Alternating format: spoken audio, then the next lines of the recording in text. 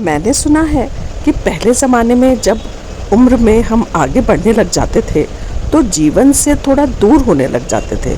क्या आप लोगों ने वानप्रस्थ आश्रम के बारे में सुना है?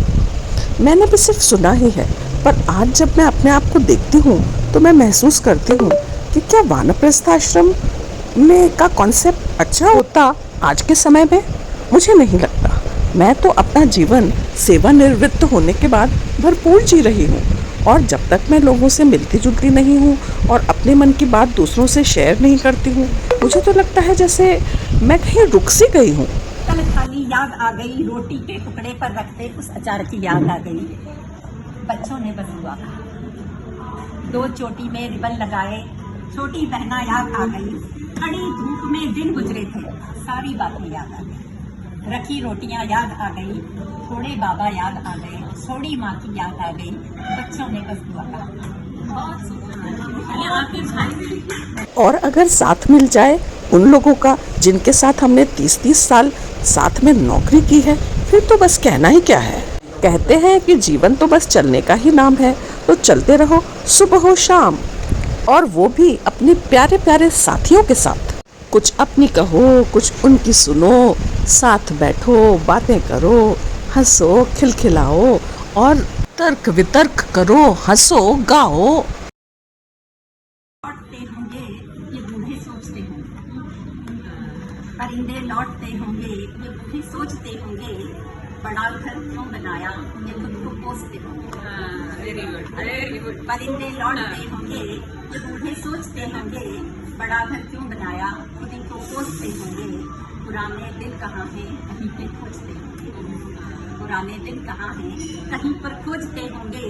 हर एक घंटी पे अक्सर कांपते चौंकते होंगे, हर एक घंटी पे अक्सर कांपते चौंकते होंगे। लकीरें अपने हाथों की दिखाते देखते होंगे। कभी क्या लौट आएंगे, कभी क्या लौट आएंगे, खुद ही से पूछते होंगे। इन डॉलर का करें क्या जब लॉकर खोलते होंगे। यही जीना और मरना है, यही बस सोचते होंगे। उम्र बाकी बची है, परिंदे लौटते होंगे, यही बस सोचते होंगे। मेरे भाई बातें अलग से विषयों पर, जैसे कि ये न होता तो क्या होता। तो शायद मैं अपने खाने पीने के और अपने रहने सहने के बारे में इतनी सजग न हो पाती, और अगर मुझे कैंसर ना हुआ होता तो मैं बहुत कुछ जीवन के बारे में मिस भी कर जाती। और अगर मुझे कैंसर ना हुआ होता तो शायद मैं ये रचनाएं करना और मैं ये बहुत कुछ जो आजकल एंजॉय कर रही हूँ शायद ना कर पाती, क्योंकि कैंसर होने के बाद मैंने अपने आप को वापस पाया।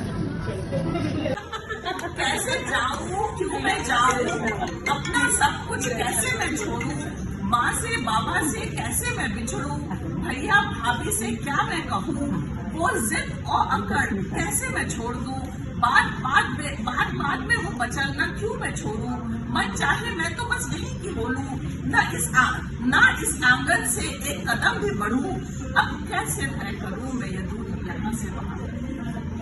चंद कदम ही तो चलना है, आगे ही गाड़ी खड़ी है, सामान रख दिया गया है, बस उस तक पहुंचना बाकी है। पति इंतजार में है, अरे बड़े पापा कहाँ हैं, कदम वापस मुड़े हैं, वो कमरे में रो रहे हैं, अब कैसे तय करूं मैं ये दूरी यहाँ से।